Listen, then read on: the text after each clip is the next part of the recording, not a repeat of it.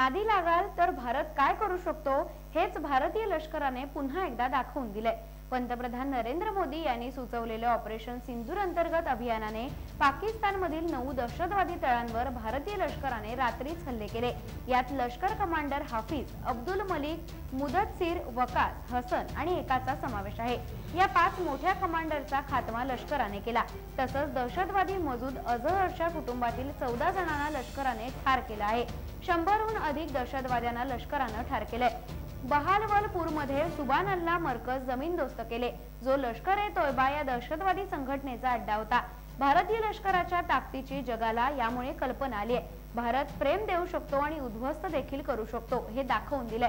भारतीय लष्करावर अभिनंदनाचा वर्षाव होत आहे।